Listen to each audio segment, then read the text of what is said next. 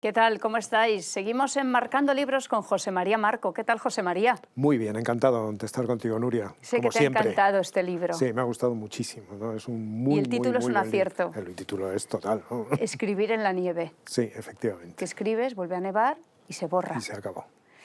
20 breves biografías de genios de la literatura rusa, escrito por Santiago Velázquez. ¿Qué tal, Santiago? Enhorabuena. Muchas gracias. Nos has conquistado con Sí, este libro. Bueno, muchas gracias. No La es tu verdad primer es... libro, ya tienes tus novelas, pero no sé por qué decidiste escribir es que no sé cómo calificarlo, porque sí es verdad que son breves biografías, pero son biografías a tu estilo, Santiago. Sí, son muy personales, muy subjetivas.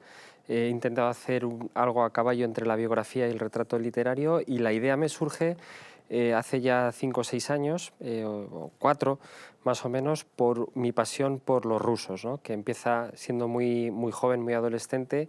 Descubro a Dostoyevsky leyendo Crimen y Castigo, y ese momento en que Raskolnikov levanta el hacha, sube a la 4ª planta y va a incrustársela a la anciana usurera que le alquila la habitación, a mí me deslumbró y recuerdo perfectísimamente estar leyendo Crimen y Castigo y decir, pero bueno, ¿este hombre quién es? ¿Quién ha escrito esto, no? Y a partir de ahí, pues interesarme mucho por las vidas de estos autores. Empecé a leer a otros, a Chekhov, a Tolstoy y tal, y con el paso del tiempo, pues bueno, no diría que soy un experto, pero he leído bastante literatura rusa, y hace 4 o 5 años me animé a hacer el proyecto de estos 20 grandes escritores. Me puse a ello y lo acabé en enero de este año. Y con mucho humor. Bueno, con mucho humor, porque efectivamente yo quería que el lector viera que estos grandes genios, que los tenemos ensalzados desde el punto de vista literario, estético, artístico, pues que eran personas normales, ¿no? Lógicamente, pero muchas veces parece que el genio no vive, parece que el genio está encerrado en su torre de marfil, pero no, esta gente pues tenía sus defectos, tenía sus manías, tenía sus virtudes también, sus enfermedades, sus adicciones, bueno, y era lo que quería reflejar. Como decía Shakespeare, si nos pinchan no sangramos. Pues sí, ellos sangraban y muchas más cosas. Ahora, es verdad que son personas como las demás, pero no del todo.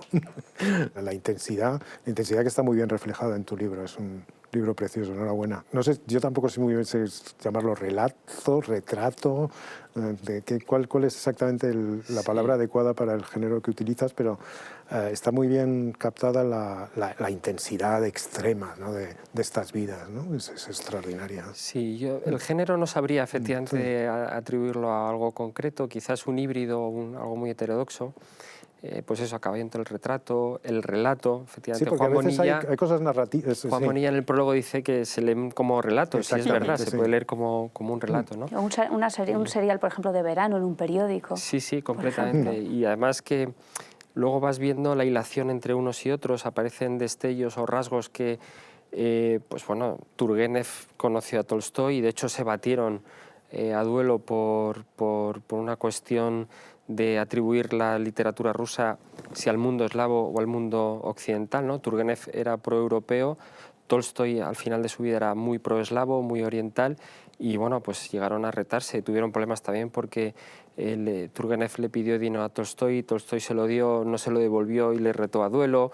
Luego pues con Dostoyevsky nunca llegó a conocerse personalmente, sin embargo cuando Tolstói se va a sus 82 años de casa, abandona a su mujer y a su familia porque se va a morir como los ancianos del Oriente, pues solo. El único libro que se lleva es uno de Dostoyevsky, los hermanos Karamazov, ¿no? Entonces, bueno, vas viendo esa hilación, a veces sutil, a veces más evidente, entre todos los autores que tuvieron contacto, lógicamente, ¿no?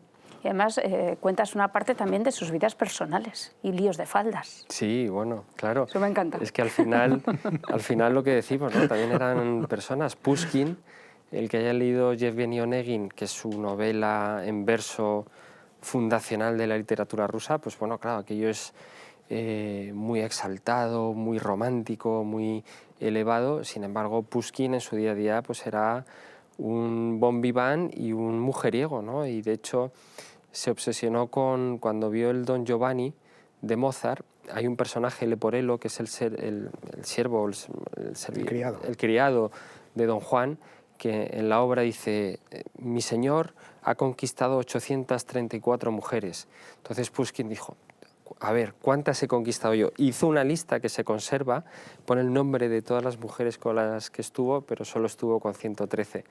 O sea que No hasta para un libidinoso como Pushkin, el Don Juan de Mozart se quedaba muy lejos.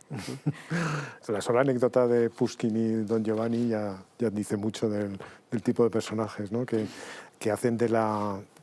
Una de las cosas más impresionantes es la intensidad con la que vive la literatura. Es verdad que son genios de la literatura y eso lo podríamos encontrar en cualquier otro, ¿no? Pero bueno, en la gran línea del libro, ¿no? Una de las líneas grandes del libro es la relación apasionada con el hecho de escribir, ¿no? Todo el rato describes gente que memoriza sus textos, que los esconde, que lucha por darlos a conocer, que considera lo más importante de la vida la literatura. Impresiona, ¿no? Ver a gente que trabaja tanto, ¿no? Pushkin decía que habíamos venido en esta vida para trabajar y para sufrir, ¿no? Porque es verdad que era un bobión, pero también era un hombre muy consciente de lo que era Rusia. De lo que era Rusia y de lo que es el ser humano. Claro, y la humano. relación esa tan intensa con su misión, ¿no? Con la creación literaria, ¿no? Sí. Eso está muy bien reflejado. Sí, yo creo que es un punto en común que tienen efectivamente todos estos autores, es decir, la pasión por escribir, ¿no? Y a mí es una cosa que me fascina, es decir, ahora nos parece impensable que un escritor, un intelectual, pueda ir a la cárcel por escribir un poema o morir literalmente por un poema, ¿no? Que fue lo que le pasó a Mandelstam o a Solzhenitsyn por una carta que escribe un amigo donde critica ligerísimamente a Stalin por la estrategia que ha llevado en la guerra y es perseguido y al final encarcelado, ¿no? Y en la cárcel Solzhenitsyn se dedica a memorizar los versos que va componiendo, no tiene dónde escribirlos y a veces cuando puede escribirlos pues coge un ladrillo, lo escribe ahí como puede, pero el ejercicio de memorización es muy importante, ¿no? Porque luego cuando salen es cuando los escriben. Hubo otros autores como Akhmatova que tampoco escribía sus poemas por miedo y los van memorizando, ¿no?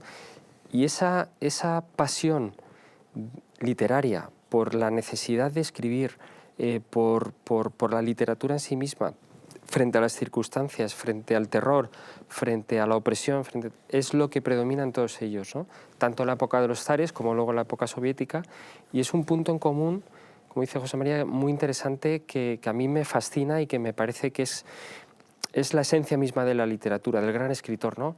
Tu pasión está por encima de las circunstancias y pese a todo tienes que seguir escribiendo. Es lo que le pasaba a Cervantes en la guerra contra los turcos, ¿no?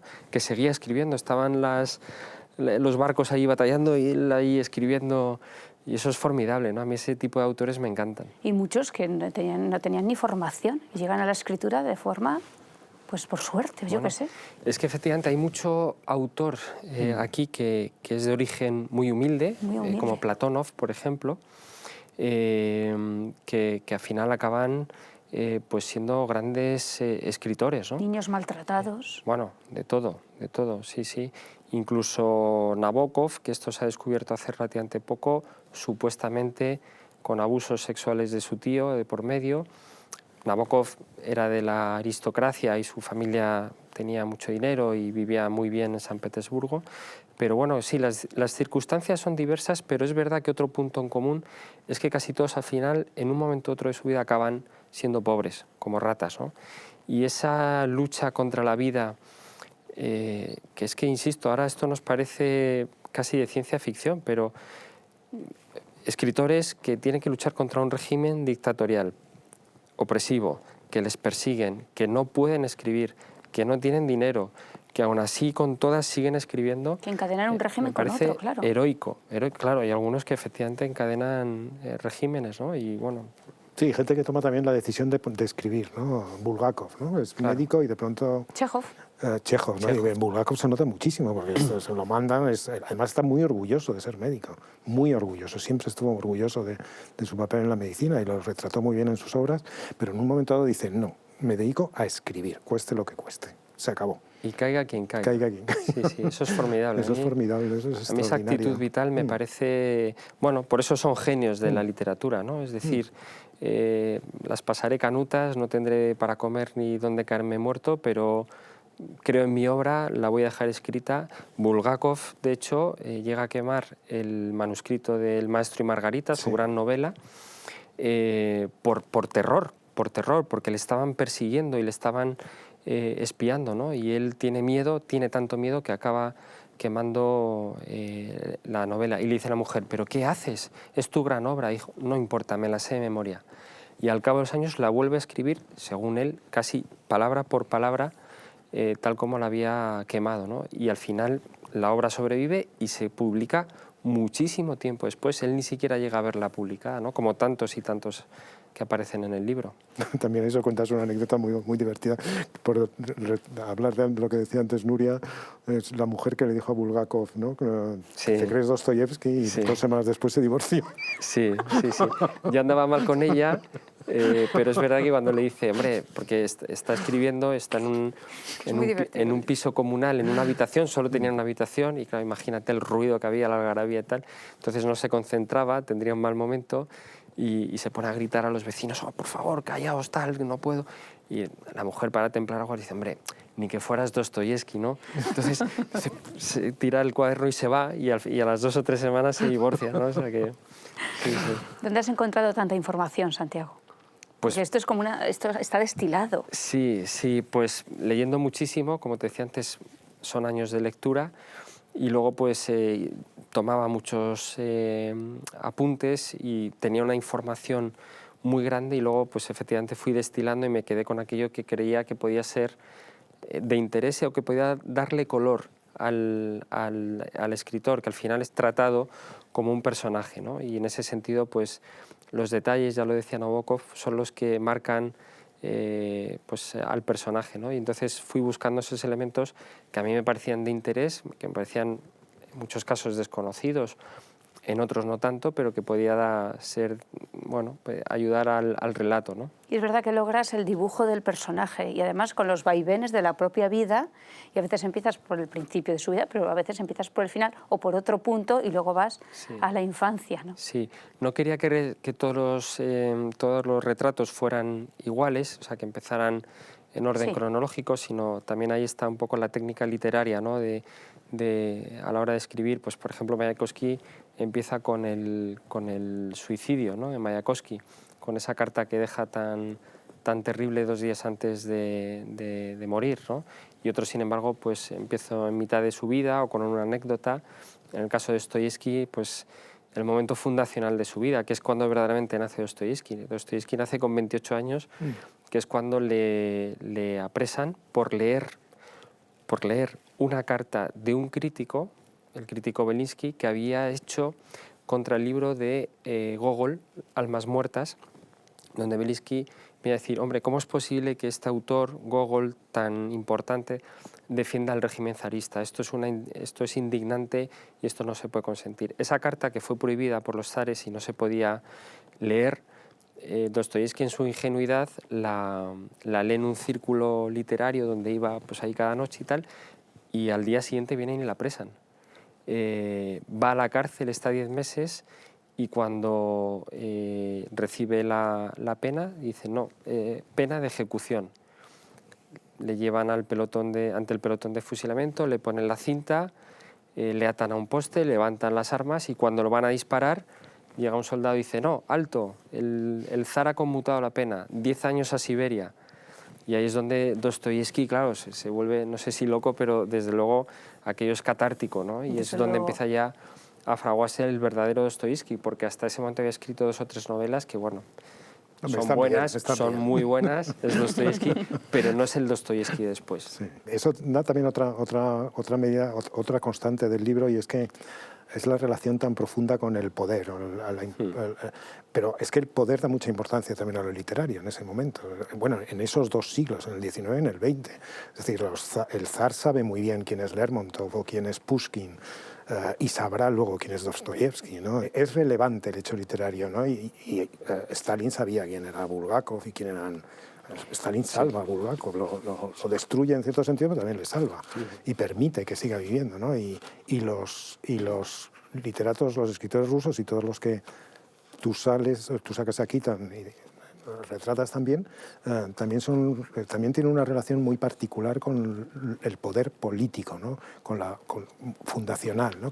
Y eso también es extraordinario. Sí, tú lo has contado muy bien. El escritor o el intelectual, o como queramos llamarlo, hasta hace poco era un peso pesado dentro de la sociedad, ¿no? Era una persona a la que se escuchaba y que tenía una gran influencia, ¿no? En el siglo XIX, siglo XX, los intelectuales, los escritores, pues claro, tenían un peso específico. De hecho, es constante en todos los regímenes totalitarios perseguir siempre al intelectual, al escritor, porque son conscientes de su poder, ¿no? Y en ese sentido, pues sí, efectivamente, la relación de estos escritores con el poder fue muy dura, muy ambigua en muchos casos. Por ejemplo, Gorki, que es el gran picatoste de la literatura soviética, que inicialmente es expulsado en la época de Lenin porque él apoya más a Trotsky y tiene que salir hacia el exilio, que se va a Italia.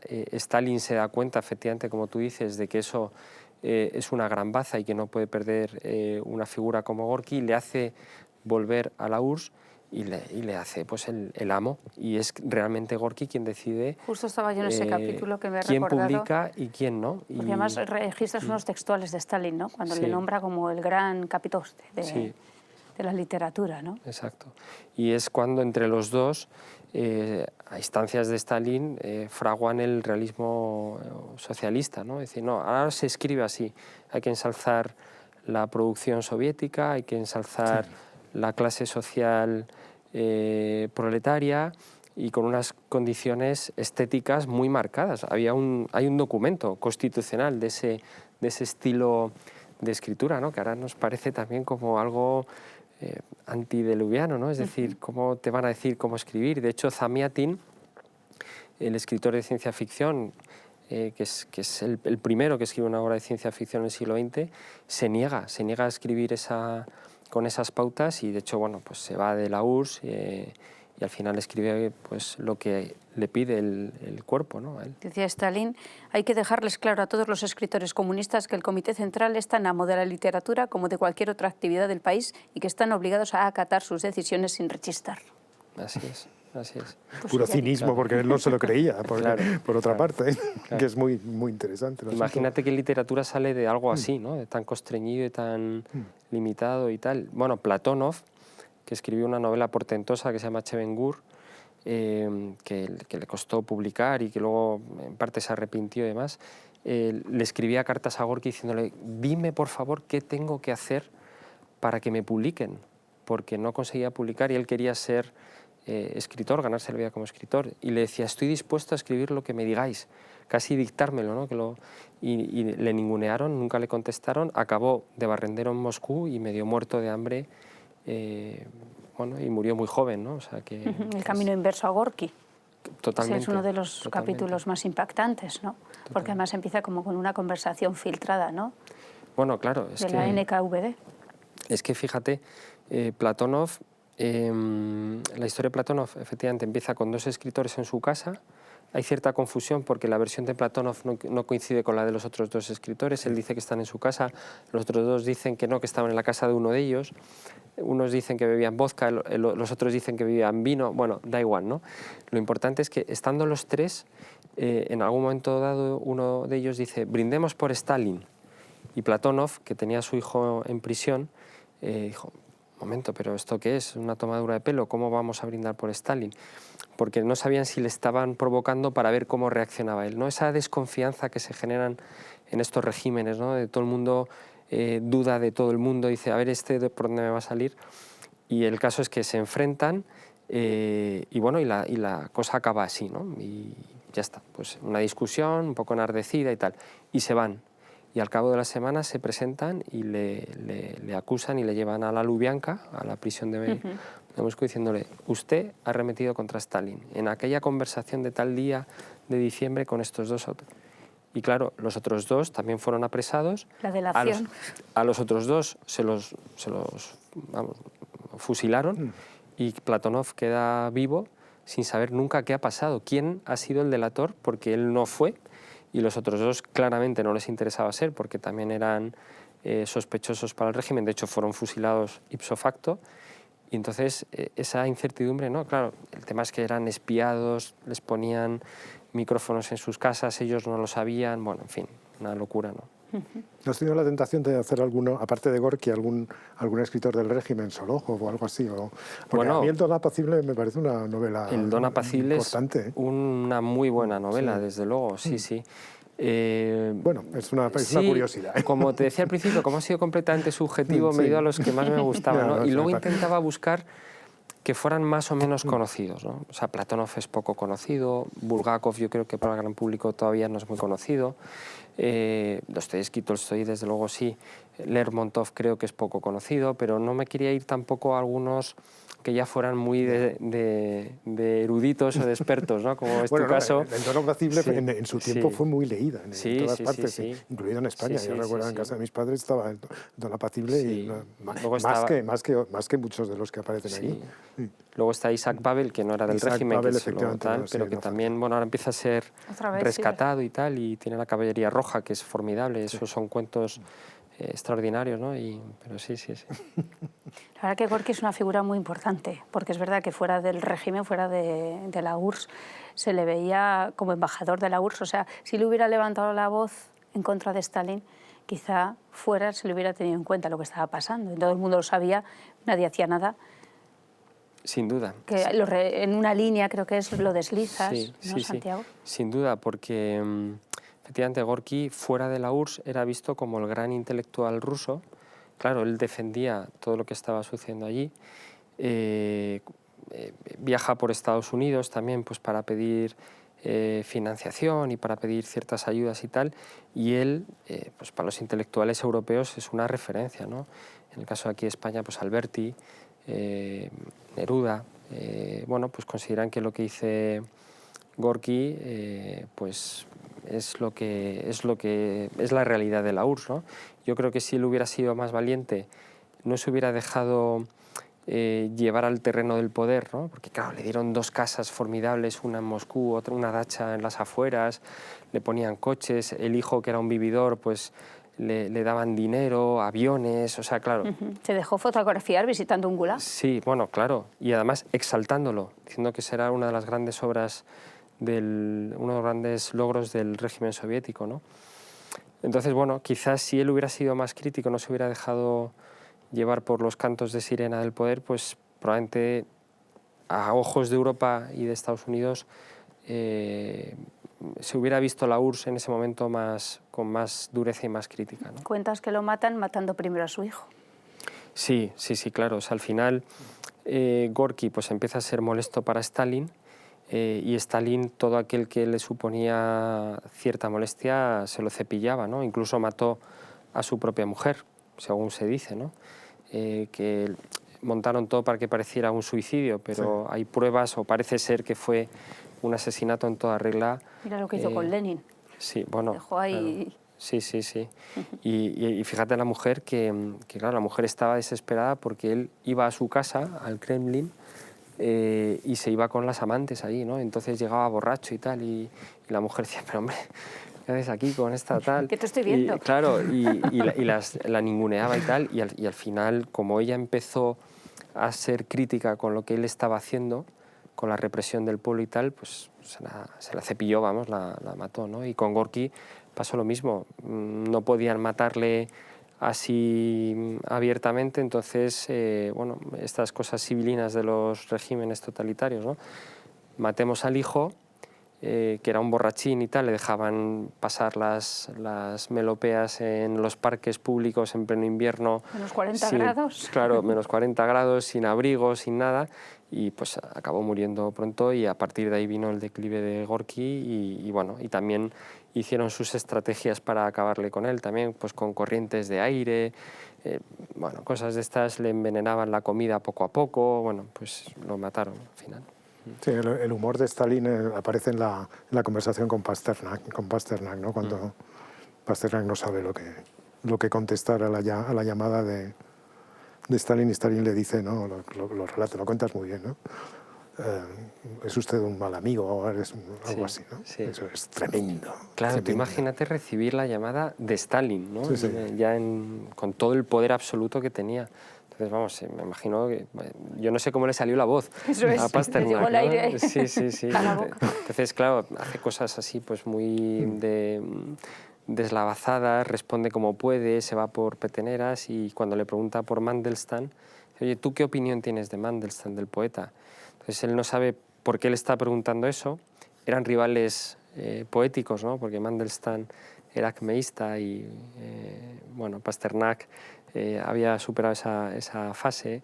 Y entonces, como no sabe qué contestar, le suelta, no, yo quería hablar con usted de la vida y la muerte y tal. Y dice, ¿pero qué me estás contando? Es usted un mal colega, ¿no? Y le cuelga. Entonces Pasternak se queda totalmente asustado y dice, no, ¿qué va a pasar ahora? Vuelve a llamar al Kremlin y dice, no, no, ya el boss, que es el jefe en ruso, ¿no? Vamos, el jefe sí. del Estado, no se puede poner, claro, y ya pues él se queda completamente angustiado, ¿no? Hay información del libro también de los archivos secretos que se ha desclasificado. ¿Has utilizado también ese tipo de información? Sí, ¿La has podido encontrar? Sí, claro, yo he tenido suerte porque leyendo biografías más antiguas, claro, pues muchas son de los años 90, principios del 2000, algunas ya posteriores, ¿no? Pero hay mucho archivo desclasificado a partir del año 2000, ¿no? Que luego pues que estaba pues eso, clasificado, no se podía desvelar. Y luego hay un libro extraordinario de un periodista que se llama Sentalinsky, que fue el que se dedicó a escarbar en la Lubyanka todos esos archivos y ha ido publicando distintos artículos, libros, uno formidable en Galaxia Gutenberg que se llama La palabra arrestada, donde va contando todo esto, ¿no? Entonces, claro, y luego por internet, pues es que tienes acceso a muchísima información que de otra manera, bueno, este libro me hubiera llevado años escribir, claro, hace pues 30 o 40 años, ¿no? Es que además es que Santiago escribe de tal forma breve, concisa. Esta es verdad que es como ya la esencia de, ¿verdad?, de todo lo que ha leído. Entonces, claro, no sé si Santiago es una forma de escribir natural que tienes o eres de reescribir y reescribir. ¿O es el objetivo? Reescribo muchísimo, sí. De hecho, cuando ya estaba con las pruebas finales y tal, decía, esto no puede ser esta frase tal. Y mandaba cambios y ya el editor me dijo, para, porque ya en algún momento tienes que parar. Y es verdad que puedes corregir hasta la eternidad, ¿no? Nunca te quedas satisfecho del todo, pero soy de hacer una primera redacción rápida y luego ya trabajarla, ¿no? Y corregir mucho, sobre todo el ritmo, pues evitar las reiteraciones, el que el lector vaya bien fluido, pero reescribo muchísimo, sí, quizá en exceso a veces. Te llevas como en un baile al lector, es verdad, Santiago, es así. ¿Algún autor favorito? A mí el retrato de Akhmatova me ha encantado.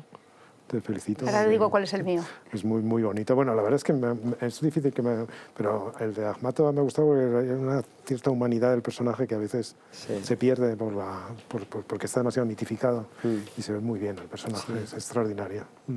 Uno favorito, pues me costaría, pero quizá como lector, de joven me gustaba mucho Dostoyevski, lo tengo ya como idolatrado desde el punto de vista ya personal, pero como autor quizá me quedaría con Tolstoy. Me parece el gran autor. O sea, luego el resto son buenísimos, desde luego, ¿no? Pero creo que es el autor. O sea, que, no sé, creo que es el que llevó la literatura rusa, la literatura universal, al final, ¿no? Lo decimos ruso, española y tal, pero yo creo que esta gente es universal a sus más altas cotas estéticas, ¿no? O sea, yo creo que es Guerra y Paz o Resurrección o Ana Karenina o La muerte de Iván Ilich o cualquiera de sus relatos, hasta los propios diarios, ¿no?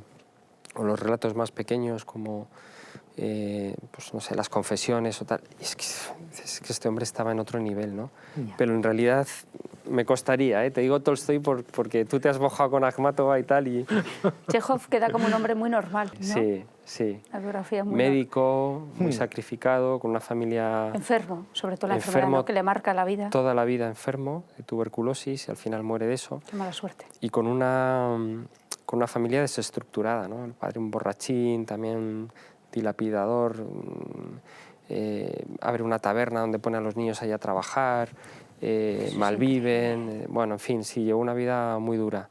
Y él, para sacar adelante a la familia, se pone a escribir artículos, que claro, en aquella época, en el siglo XIX, lo que hablábamos antes, ¿no? El intelectual, el periódico, no había nada, ¿no? No había radio, no había televisión, era el medio de comunicación por excelencia y estaba muy bien pagado.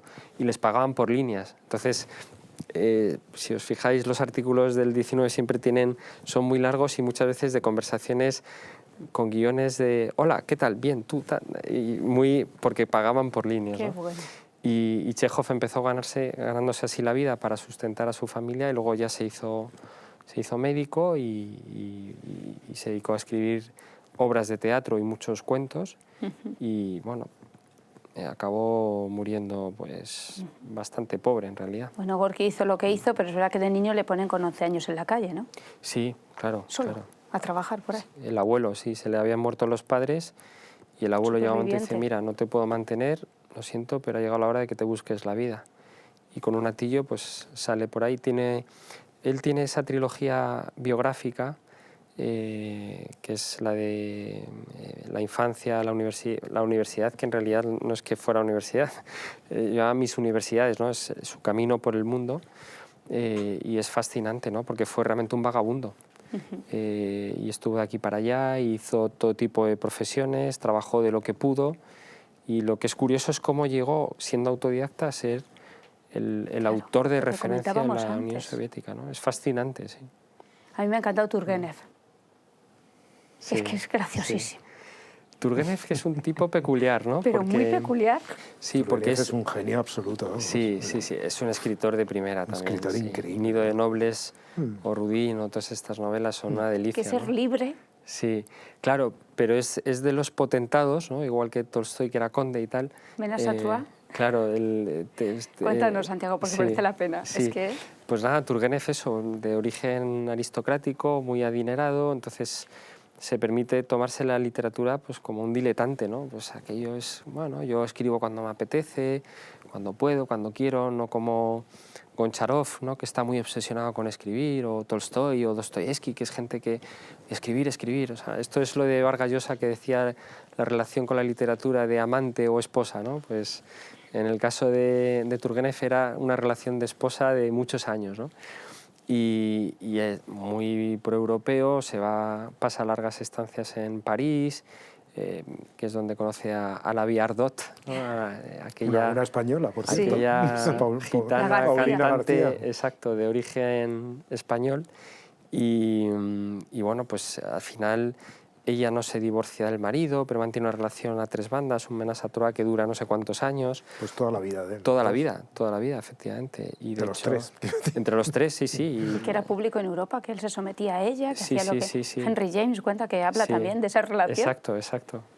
Hay un libro muy bonito, el de los europeos, ¿no? Que es una preciosidad. Sí. Y por lo visto él, a ver, se dejaba someter bastante o manejar bastante por esta mujer, ¿no? Y hacía cosas pues un poco indecorosas, ¿no? Por mantener la relación con ella, hasta el punto de que, bueno, pues aceptaba, pues eso, condiciones que, no sé, cualquier otro hubiera hecho ya, hasta aquí hemos llegado, ¿no? Y él, sin embargo, pues aceptaba, ¿no? Estaba enamorado de ella. Y escribía cosas como gracias por tus queridas uñas, sí. ¿no? Algo así. Era muy cursi, sí. Sí, y además, pero fíjate, Fantástico. Él debía tener un problema sexual, de algún orden, ¿no? Porque según los diarios de ella y de otras mujeres que tuvieron relación con él, le costaba consumar, ¿no? Con gente o con mujeres de cierta posición. Sin embargo, con todas aquellas que eran siervas, porque en aquel momento la servidumbre existía en Rusia, con las siervas, las criadas y tal, no tenía ningún problema. Y ahí, de hecho, tuvo una hija que efectivamente, luego que crió. Tuvo varias hijas, creo, una de ellas, al menos dos que se sepa, una que reconoció y la otra no la reconoció. Pero Turgenev es verdad lo que dices, pero también es un hombre muy obsesionado con dar a conocer la literatura rusa en Europa. Sí. Traductor, obsesivo, relaciones públicas extraordinario. Hizo muchísimo. Hizo muchísimo por sus colegas. De hecho, Pardo Bazán, nuestra Emilia Pardo Bazán, le llega gran parte de la literatura rusa a través de Turgenev. Y ella la lee en francés y hace esas conferencias magistrales a principios, 1900 poco, en el Ateneo de Madrid, hablando Esto es para analizarlo, ¿eh? Emilia Pardo Bazán, mujer, escritora, principios del siglo XX, 1900 poco, hablando tiene un libro excelente, unas ponencias, hablando de la literatura rusa, con un criterio extraordinario, leídas en francés, eso sí, a través de Turgenev, que es lo que le va llegando. O sea que Pardo Bazán fue una adelantada en ese sentido y una visionaria y un olfato de escritora diciendo, ojo con esta gente que viene del más allá, ¿no? Que en aquella época, claro, imagínate, Rusia estaba en el confín de la tierra, ¿no? ¿Alguna definición del alma rusa? ¿Has llegado a alguna conclusión? ¿Tiene un umbral de sufrimiento muy alto, algo más? Sí. Bueno, si hacemos caso a Baroja, ¿no?